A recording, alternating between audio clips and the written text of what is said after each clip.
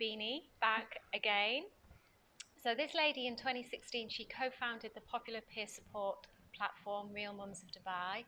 And over the last 3 years, she has grown and nurtured the community so that it now supports over 14,000 mothers living in and around the UAE. She's recently moved to a new venture supporting small business owners in the region, and she's been featured in numerous publications such as Time Out Kids, Baby and Child magazine, various local newspapers, and she's been a guest speaker on several radio shows discussing both family life and motherhood. She's also a family and lifestyle expert for HomeClub ME. Before I welcome Holly to the podcast, I'd also like to thank Rove Hotel for allowing us to use their amazing venue for the podcast and all future episodes. So without further ado, let's welcome Holly Bennie to the podcast today. Hi, thanks for having me back again. Thank you for being so kind and coming back. It's good fun. I was so embarrassed. I was so embarrassed when I had to tell you that I lost the SD card. Don't be. It happens to everybody, right? Hiccups. So Holly, what is Real Mums of Dubai and what was the inspiration behind it? So essentially when I had my first daughter here, I was quite young. So I was 21 and found myself pregnant, and obviously none of my friends were starting their journeys on motherhood. They were still out enjoying life, partying, studying, getting their foot in the door in their careers. And I ended up being quite lonely. So I joined another online forum where I started talking to other moms and sort of sharing my experiences and asking for help. You know, my daughter had colic and she also had a tongue tie. So I wanted to ask questions and find out more. And obviously in the region here, there's no such thing as sort of a midwife service. So I found myself online more and more. And the motherhood space is quite scary. And a lot of people are quite passionate about their style of parenting. And sometimes that can get a little bit brutal with people obviously feeling that their way of parenting is better than another way, breastfeeding versus bottle feeding, co-sleeping versus cry it out. And the online spaces that were available weren't really very well monitored.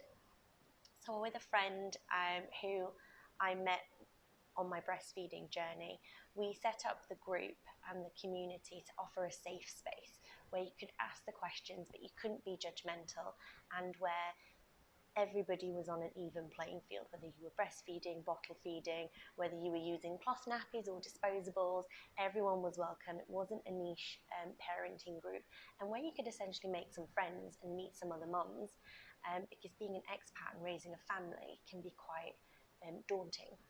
So that's where that came from. Fantastic. It's interesting kind of what you were saying about judgment. But how do you actually manage to do that? I can see that what you're doing is providing a fantastic space and a forum for kind of mums to come together and ask questions, like you say, in the absence of health visitors, which is like a legal requirement back in our country, in the Absolutely. UK. But they have a statutory way of working. And, I've been kind of a member of many kind of groups out here, and everyone's got an opinion. Everyone's opinion's right. Yeah. So how do you manage to kind of police that? I think when you look at it from an outside sort of point of view, every mom is just trying to do their best. No one is out there trying to harm their child or do the worst for their child, whether they're allowing them to watch screens or not watching screens, or eating sugar and not eating sugar. We're all just trying to do our best, and we've all got different ways of doing that. And I think sometimes people are really passionate about what they're saying and their opinion and their viewpoint, not necessarily because they think that the other person is wrong, but because they want to feel like they're doing the best for their child. So I think when something is sort of on the edge and you feel like it might be tipping over, we've previously gone into the group, joined that conversation, and just sort of put a spotlight on the fact that we're all just doing our best. Everybody has a difference of opinions, and that just because your way is different, that doesn't necessarily mean it's wrong. And I think as soon as you highlight that fact, people are very aware that actually they're quite confident in their own parenting style and they could take a step back. And that's just what we've done from day one, is we've just kind of gone in and reminded people that there is no right way to parent and there is no wrong way to parent. We're all just winging it. We're winging it. Nobody really knows what's best. Yeah, they do say that there's never a good time to have kids. Like, Yeah. you know, you're never ever going to be ready. You know, you can do all this planning and all this preparation, but you know, it's kind of just something that you learn Yeah. as you go along. There's a reason you can't get a university degree in it, right? And it's because it can't be taught. You just have to jump in. So you've pretty much answered my next question, which was, why did you decide to focus on supporting new mums? Yeah. I would say we've answered that. Yeah, and again, there's nothing in the region. So in terms of midwife or healthcare, you leave the hospital here if you do have children here. You know, you do 2 days in hospital and then off you go out the doors. You have a tiny human to raise. It's a bit scary. And I guess one of the challenges of being an expat as well is that you don't have that, you know, family support around you, and you don't have maybe the social network that you would have in the UK, and it could be quite an isolating experience, which I think is why the Facebook community over here for like expat groups can be, some of them can be, you know, a great source of information and quite good support for the, you know, for families and individuals that are kind of out here on their own. Absolutely, and you know, we can look at the negatives of not having healthcare providers here or health visitors. We've got healthcare providers or midwife support. But when we look at the positives of using communities like the Facebook groups and other resources, Dubai is really unique in the fact that we have so many cultures from around the world all in one place. So when you have this huge melting pot of ideas and inspiring stories and different ways of doing things, you can really cherry pick what works for you and what's best for you, and you have a whole, you know, wealth of resources that you can tap into that you might not have elsewhere. You know, if you're raising a family maybe back in your home country, you would potentially raise your family one way, whereas here you have the exposure to so many different ways.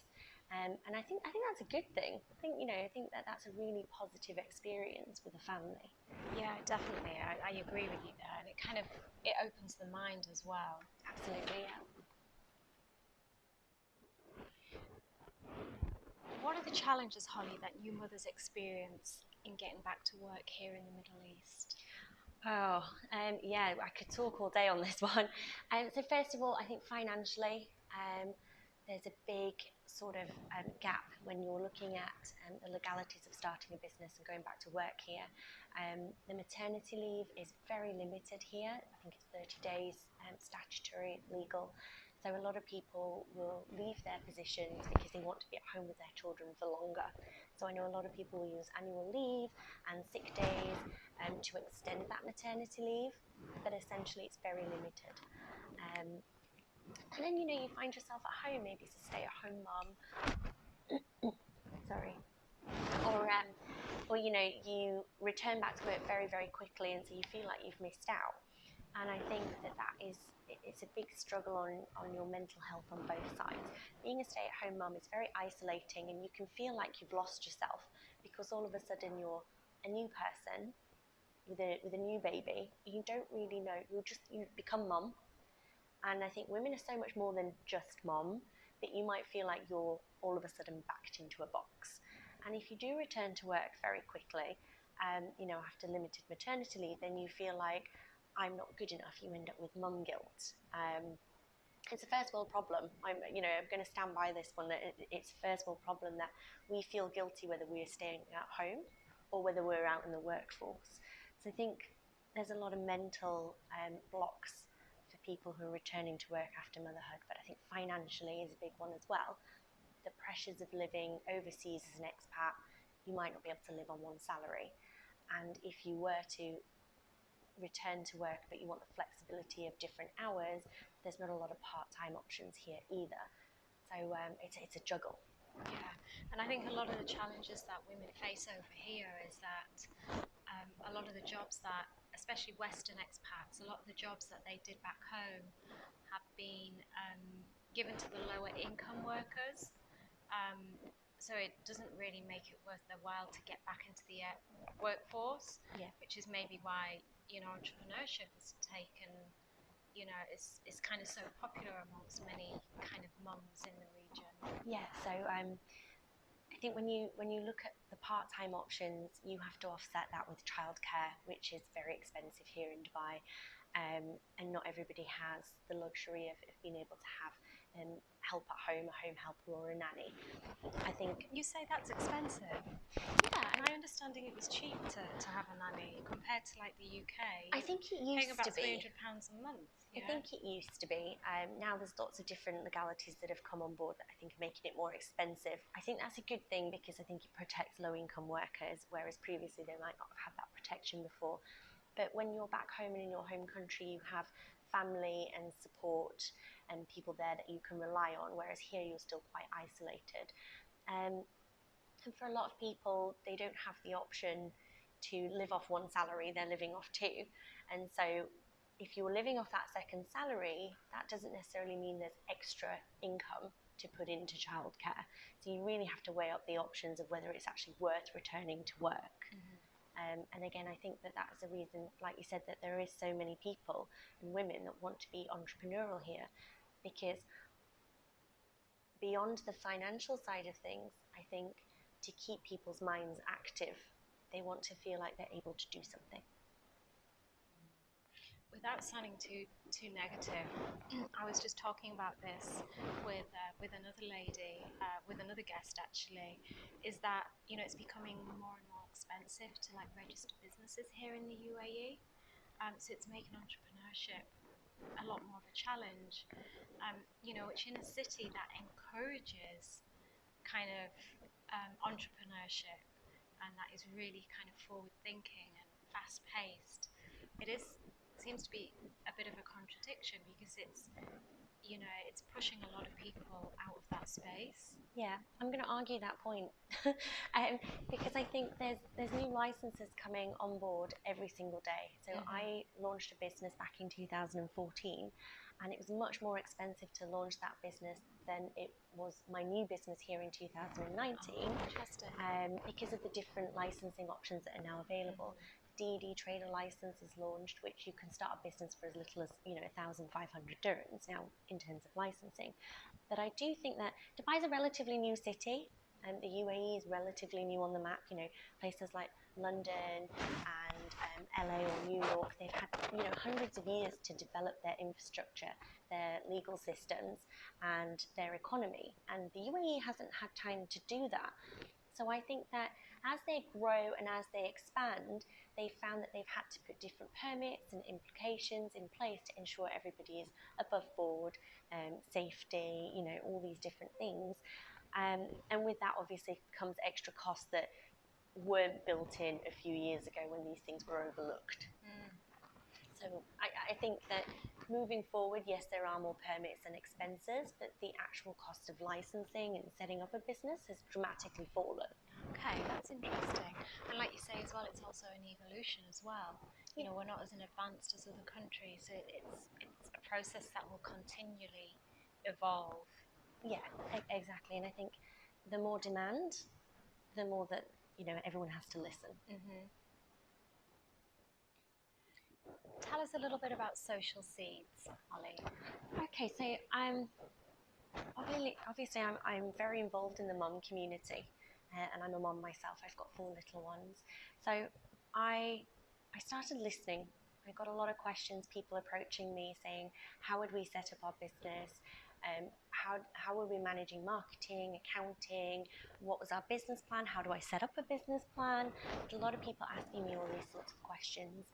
And what I started to do was to combine them into workshops so that I could answer all these questions in one place to several women, and then also offer a space where they could meet other women. Again, thinking about that loneliness factor and just different ways that you can network without having to go to a networking event. I find those really awkward. Hello, my name's Holly, here's my business card. It's just not for me. So I wanted a space where women could come to a table and have a coffee and learn something, but also meet other people. And with that in mind, I set up Social Seeds, which is a series of workshops and classes that are very much the fundamentals, the basics of building a business, and how you can learn that information in very short snippets, so a morning, very affordably, meet and network with some people, and then take those skills, implement them, and see fast results. That's fantastic. And do you run the workshops in Dubai? Yep, so they're in Dubai. I work with Let's Work, so I partner with mainly their venues, and my followers also get a discount with them, which again is a great space to meet other people, and network and work outside the realms of your home. A lot of people that are entrepreneurs, their living room is their office, and again, it's that loneliness factor that we're trying to get rid of. And it's also being around like-minded people as well. Yeah. I remember probably about a year ago, I was feeling quite stagnant, and I attended a couple of courses, and the people that I met on those courses, like I'm still with today, I wouldn't say that, they've become friends, not friends who you go out and have drinks with. I mean, I stopped drinking anyway, but not those type of friends. It's more of like a peer group. So your peer group, is, I guess it's just really important. And they say that the people, the 5 people you surround yourself with the most are the people that you sort of, their energy is what your energy becomes.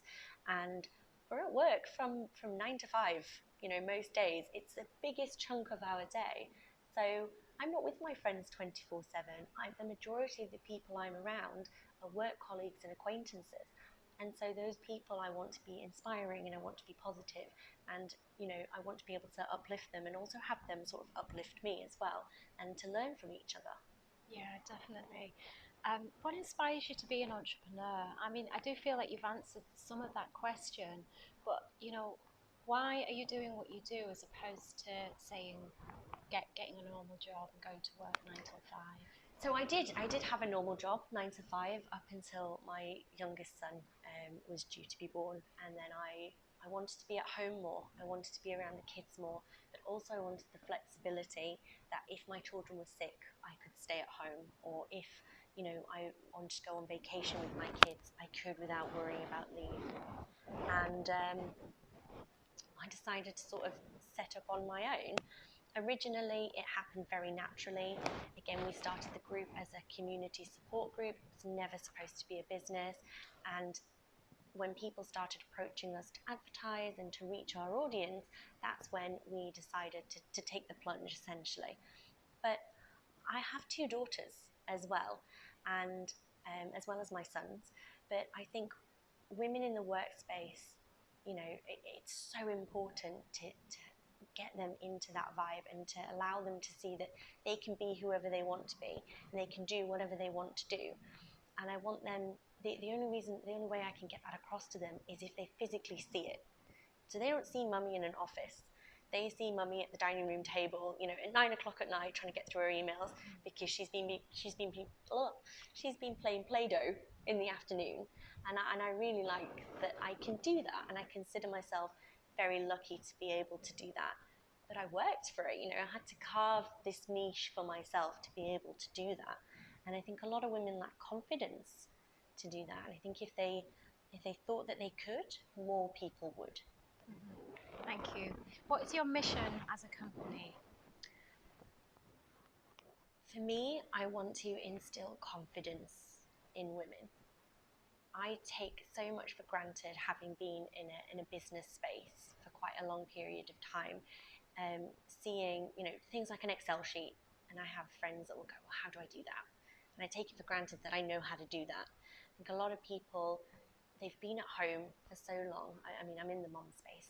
They've been at home for so long, raising children, doing what I think is one of the most important jobs in the world, and yet they feel like they're not good enough, or they don't know enough, and they can't get out there. And I think you can learn any skill. You can learn any sort of technique, tactic, process. But I think if you don't have the confidence, then that's where you lack. So for me, I want to give everybody the confidence to do what they want to do 110%, whether that is being a stay-at-home mom or dipping their feet into entrepreneurship, or even returning to the workspace and learning some skills. Just the ability to go, do you know what, I can do this, would be amazing for me. Yeah, that's amazing. You know, and I agree with what you're saying when it comes to confidence.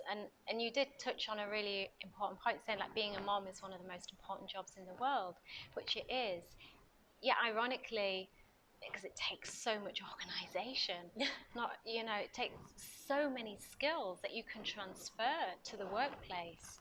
Absolutely. Yeah. But it also, for some reason, women feel devalued in many ways when it comes to kind of, you know, getting a career, and, you know, it does affect the confidence. And so, yeah, I think it's really amazing what you're doing, you know, enabling them to look within and you know, and show people that they have got what it takes to achieve whatever they want and to. I do hope that the corporate world sees that as well. You know, I, not just as a mother, but as a daughter, I think I took for granted everything that my mom did for me, and working, managing a house. And I think because she did it so well, I just thought it was easy. You know, what she did was easy. And it wasn't until I became a mom that I took a step back and thought, geez, my mom works her butt off. You know, she works really hard and she does it really well. And to make it look so flawless is fantastic. But I think because women just get their heads down and they get it done and they do what they need to do, that it's often overlooked as something that is simple and easy. And people don't delve into actually how complex this is, or how much hard work it takes. And I think, you know, women that are building businesses and raising families and managing homes are doing so much hard work, and like you said, have so many skills that they can transfer, and are really, you know, a valuable asset to any company. Thank you for that. And what challenges have you faced, Holly, setting up the company, if any? For me, again, I think it's being out there and putting yourself out there is quite scary, especially when you don't have a piece of paper. I never went to university. I always say I went to the University of Google, because I learned all my skill set literally on Google and on YouTube. Because I didn't have the financial funds to hire someone to help me, or the background to help me build what I needed to do. I literally just had to figure it out. So I went pecking through the realms of internet content, trying to find what I could. And I think that sometimes people can look at you and go, well, what makes you able to do this? Why should you get to do this? You know, what makes you qualified? And instead of looking at the years of experience, or the fact that you've spent hours trying and testing, you know what works, but you also know what doesn't work because you've been in the trenches. I think, again, people overlook that. They're looking for a sheet of paper, and you can't buy experience and you can't buy time. And I think that my biggest struggle is getting other people to understand that and to see that worth.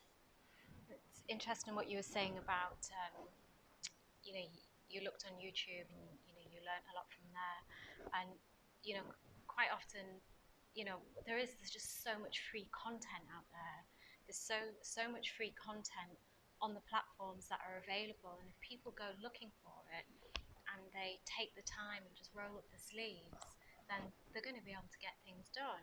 When I started this podcast, I didn't have a clue what to do. I didn't have a clue what to do when it came to video editing. But I literally just rolled my sleeves up, and it was frustrating. You know, you feel like tearing your hair out.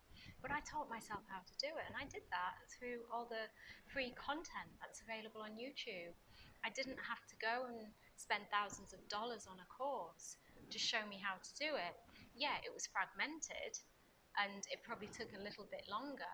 But, you know, if you're prepared to go out there and find it, then there's a lot of valuable content available. Yeah, I think sometimes we're afraid to ask for help as well. I think when we think that we have to ask for help, we almost see it as a failure or a struggle. So I have this with my husband all the time. You know, he is looking to expand his qualifications and his experience and what he has under his belt. And I said, you know, why don't you ask so and so for help, or why don't you ask this friend for help? And he said, no, I'll figure it out on my own. I'm in a position where I should technically know how to do this. I'm just struggling a little bit here, or I'm struggling a little bit there. And I had to break it down in sort of a sports method for my husband, because he's a sportsman and that's what he understands. Very caveman-like, very caveman-like. But even the best sportsmen who are at the top of their game, you look at tennis players like Serena Williams, or rugby players, they all have coaches. They all have people that they can ask for help. They're constantly learning. They're constantly evolving. You don't see Serena Williams, on the tennis court going, "I don't need help. I've got this. I don't need to speak to my coach." She's constantly looking for someone to feed back to her where she can improve. And I think that when you look at it that way, we can always improve, we can always build, and we shouldn't be afraid to ask for help or for support. Thank you. Holly, as you know, the focus of the show is mental health. That's the underlying theme. Do you have any personal challenges that you mind sharing relating to mental health? And more importantly, how have you managed to overcome them? So we touched on, I think, me feeling quite lonely when I did have Mirren, and I'm quite lucky that I was able to overcome that very quickly. I think some people, fall into the blues and postnatal depression. I was quite lucky that didn't occur, and I was able to sort of pull myself back. I do have other family members and people that are close to me that do struggle with their mental health. And I think my biggest thing with mental health is being able to support them in a way that isn't going to affect them or bring them further down a hole, and that also keeps my mental health safe. So making sure that we have really, really strict sort of boundaries, but being able to understand what they're going through and offer a safe space and an ear for them to hear. Thank you for that. We're on